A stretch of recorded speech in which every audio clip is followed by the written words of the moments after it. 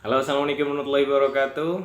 Timnas Indonesia mendapatkan poin penuh dan juga mampu membobol gawang Filipina 3 kali tanpa balas, yang menjadi hasil positif yang didapatkan oleh timnas Indonesia, meskipun belum mampu memuncaki klasemen, karena setelah pertandingan Indonesia itu terjadi pertandingan antara Kamboja dan juga Timor Leste yang dimenangi oleh Kamboja dengan skor telak juga nih kawan-kawan, 4-0. Jadi Kamboja memimpin klasemen dan Indonesia berada di posisi kedua setelah Kamboja. Oke, meskipun kita menang dengan meyakinkan dengan 3 gol, jadi 3 gol ini adalah kemenangan yang sangat meyakinkan ya kawan-kawan. Telak dan meyakinkan. Kalau kita main PES ya, terutama dulu ya. Dulu saya waktu kuliah itu suka main game sepak bola, PES ya itu. Bukan PES yang mobile sekarang, tapi PES sama teman-teman. Itu kalau saya udah menang 3-0 atau saya udah kalah 3-0, itu suka komentatornya bilang ya desperate gitu ya. Jadi putus asa, putus harapan gitu.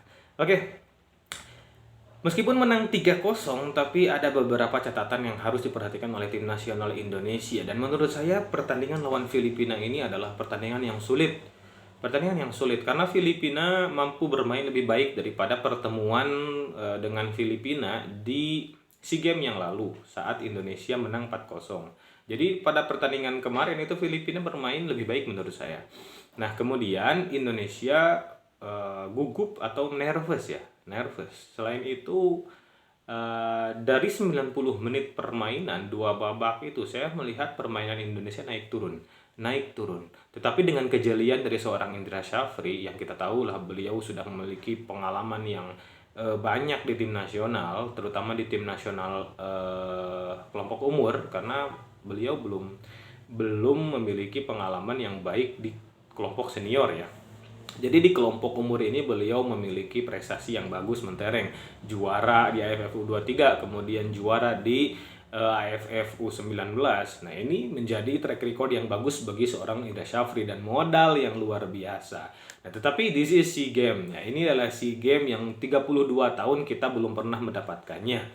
Kemudian kita berada di grup yang relatif mudah ya. Jadi tidak mengurangi rasa respect saya kepada tim-tim yang lain macam Myanmar dan juga Timor Leste, kemudian Filipina dan Kamboja, tapi Indonesia lebih diuntungkan dengan drawing ini karena mendapatkan lawan yang tidak lebih superior daripada Thailand, Malaysia, kemudian Singapura dan Vietnam. Tapi ini juga menjadi tantangan yang hebat ya, karena menurut komentator tersendiri kemarin ketika saya nonton itu sebenarnya antara dirugikan dan tidak Indonesia, antara diuntungkan atau tidak, karena kita mudah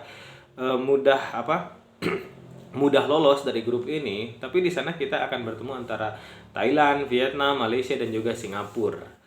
Nah, lebih baik melawan mereka di grup sih, kita saling mengalahkan di grup daripada harus bertemu di semifinal. Tapi ya yang namanya semifinal dan final itu di mana-mana adalah pertandingan yang sulit bagi tim nasional Indonesia, karena kita selalu runner up, kemudian kalau nggak runner up kita di posisi ketiga. Di edisi sebelumnya kan kita posisi ketiga ya, kemudian runner up banyak runner upnya kita. Makanya yang namanya semifinal dan final itu adalah uji mental tersendiri bagi tim nasional Indonesia, karena musuh kita sebenarnya adalah semifinal dan final. Kalau bisa ya, banyak orang yang komentar kalau bisa skip aja langsung ke semifinal ya, tapi kita tidak boleh meremehkan Myanmar nanti ya. Filipina sudah kita lewati, Myanmar itu tidak bisa diremehkan. Myanmar pernah menyulitkan tim nasional Indonesia, pernah. Itu di tahun 2013-14an lah. Itu adalah era-era jayanya Myanmar waktu itu karena progres mereka bagus. Apalagi saat bermain di Tuna Stadium. Nah, sekarang ini ada momok yang menakutkan lagi kawan-kawan. Ada ancaman lagi bagi tim nasional Indonesia dan juga tim nasional di kawasan Asia Tenggara, yakni Kamboja. Nah, Kamboja ini bermain luar biasa kawan-kawan. Mereka Spartan di bawah pimpinan dari seorang Ryu Hirose dengan asisten pelatih Keisuke Honda. Siapa sih yang nggak tahu Keisuke Honda? kemudian perkembangan mereka, progres mereka bagus, stadion-stadion diperbaiki. Lihat saja kemarin stadion di Kamboja, stadion utama di Kamboja itu. Dulu kan saat kita menjuarai AFF U23 saat itu sama Indra Syafri, rumputnya itu rumput sintetis yang sama sekali nggak nyaman untuk dipakai untuk bermain. Tapi sekarang rumputnya diganti dengan rumput asli, mendatangkan langsung ahli rumput dari Jepang. Sehingga saat kita nonton Indonesia lawan Filipina kemarin, itu vibe lapangannya, vibe rumputnya itu mirip sekali dengan J-League. Jadi serasa nonton Tokyo Verdy lah, serasa nonton, karena saya suka nonton Tokyo Verdy ya, meskipun Pratama Arhan nggak dimain-mainkan, cuma satu kali dimainkan, itu pun hanya 45 menit dia di musim kemarin. Musim sekarang nggak tahu, mudah-mudahan dia diberi kepercayaan yang lebih di Tokyo Verdy. Oke, nah hal-hal yang minor yang diperlihatkan oleh timnas Indonesia tadi menurut saya adalah tidak konsistennya permainan. Jadi banyak sekali kesalahan-kesalahan mendasar atau elementer yang dilakukan oleh timnas Indonesia. Wajar lah ya, wajar, karena memang lawan kita adalah lawan pertama maksud saya ya. Dan saya acung jempol kepada seorang Rio Fahmi. Rio Fahmi memberikan permainan yang luar biasa saat di edisi sebelumnya, kemudian di laga-laga sebelumnya seorang Rio Fahmi itu banyak melakukan kesalahan dan blunder sehingga dia menjadi trending topik di negara kita karena kurang bagus permainannya. Tapi Rio Fahmi itu seiring berjalannya waktu di klub dia gacor, kemudian di timnas juga kemarin dia memberikan 2 assist, dan Rio Fahmi menjadi salah satu pemain terbaik menurut saya ya statistiknya di pertandingan kemarin. Selain ada juga seorang Marcelino Ferdinand yang mampu menjadi seorang penyeimbang di dalam tim. Tapi ada beberapa pemain juga yang menunjukkan penurunan kualitas atau penurunan performa. Ya wajar lah ya, yang namanya pemain itu ada naik, ada turunnya. Contohnya saja seorang Ramadan Sananta yang banyak mendapatkan peluang menurut saya. Banyak mendapatkan peluang tapi masih tidak bisa dimaksimalkan. Kemudian ada satu pemain baru yang nama juga pemain baru pasti masih nervous ya. Debut ya, dia debut di tim nasional U22 yakni Schroyer. Nah, Schroyer ini menurut saya terlalu banyak kesalahan di sini. Kesalahan elementernya adalah antara pengambilan keputusan itu kadang terlalu cepat, kadang lama. Nah, seperti halnya ada di satu kesempatan Schroyer waktu itu. Sebenarnya Ramadan Sananta sudah kosong, tapi Schroyer itu memilih tetap menahan bola. Seandainya saja Schroyer memberikan bola kepada Ramadan Sananta yang sudah membuka ruang dan kosong, itu bisa menjadi gol pembuka bagi tim nasional Indonesia. Nah, jadi kekurangan dari tim nasional Indonesia adalah itu ya kawan-kawan.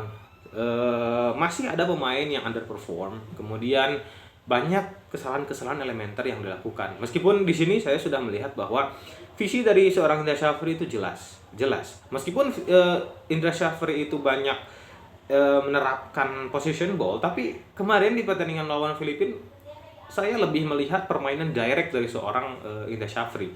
Direct karena di pertandingan sebelumnya saat lawan Lebanon itu menguasai bola dari bawah ke tengah ke atas itu agak kurang efektif karena tidak menghasilkan gol. Nah, kemudian sekarang kita ke tim dari Filipina sendiri. Oke, kita tahulah ya yang namanya Filipina itu tim yang di bawah Indonesia secara kualitas, meskipun mereka itu peringkatnya di atas Indonesia loh. Mereka berada di peringkat 130-an kalau nggak salah. Sedangkan Indonesia 149.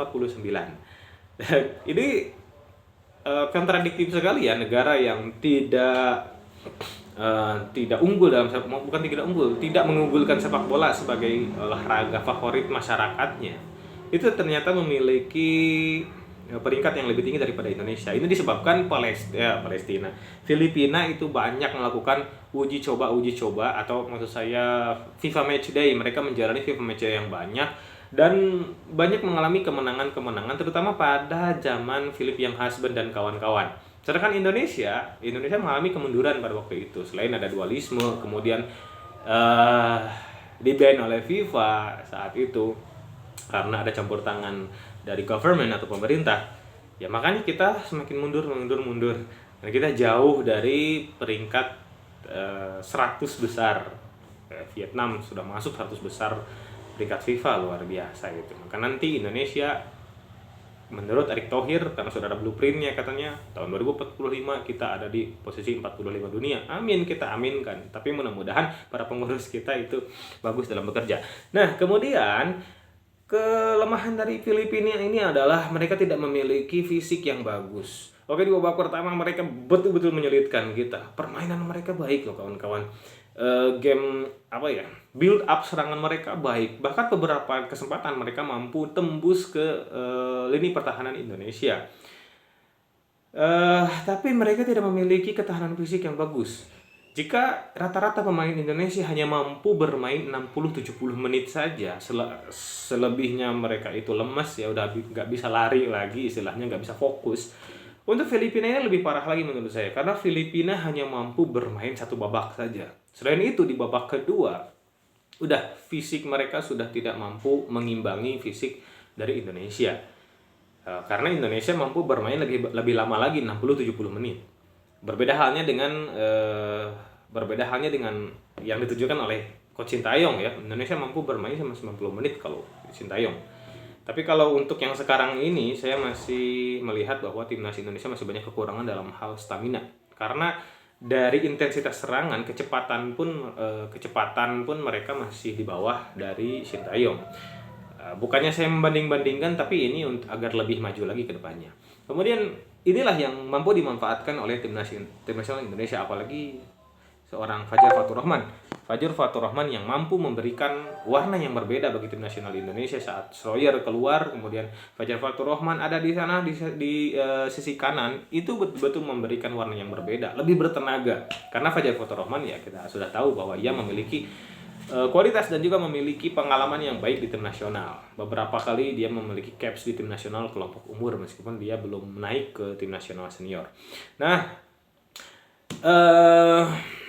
kemudian selanjutnya di pertandingan selanjutnya lawan Myanmar, kita harus benar-benar harus fokus karena Myanmar mereka itu kita mengetahui bahwa mereka memiliki permainan yang nothing to lose.